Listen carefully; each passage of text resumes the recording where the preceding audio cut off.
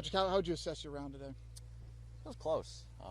It's kind of one of those days that I feel like from tee to green it was relatively pretty solid. Hit some good tee shots. I felt like left some putts out there, and a couple of the kind of my bread and butter, which is those kind of softy, kind of short irons and wedges.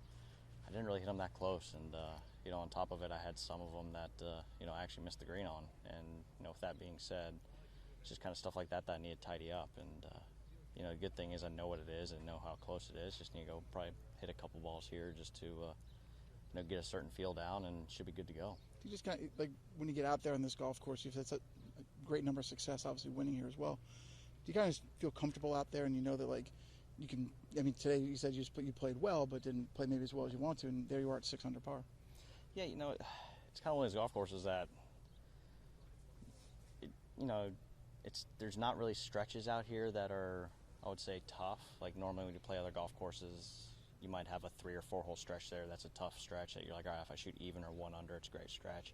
It seems like here you might have a hole like in a row. Like if number 1's downwind, 1's not too bad, but then 2's a long par 3. But then after that, you seem like 2 and 3 kind of hold on, and then you can kind of attack the golf course through 7, and then kind of hold on to 8, and then you can get back on it and start attacking again, especially with greens being a little softer this year.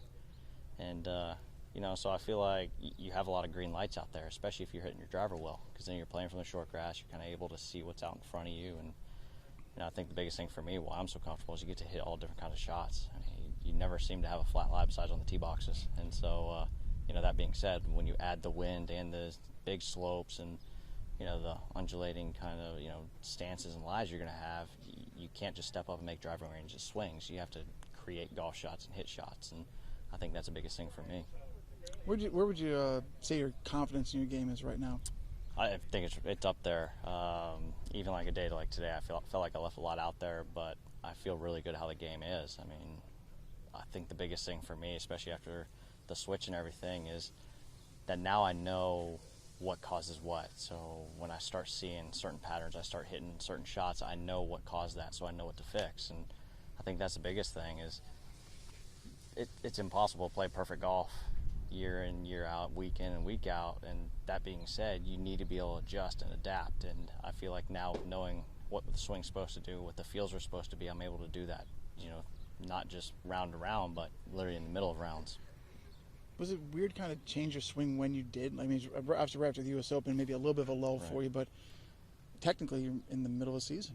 Yeah, there's never, I mean, let's be honest, there's never a good time to change. But, for me, we felt like that was the right time for us, because once I get done with Eastlake, even though the PGA Tour season is over, that's then when playoffs seem to come up for the European Tour. So for me, there's really no real long off season where I can make a change, and I felt like that was the right time, kind of right after the U.S. Open, and it seemed to pay off pretty well. And it's just kind of one of those things that I knew something had to change, something needed to be addressed, and we were able to do that and kind of get on top of it early. And I feel like now we're on the right track.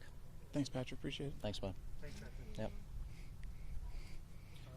Boy, Kessler did not want to come out and play with us yesterday either. We talked him into it.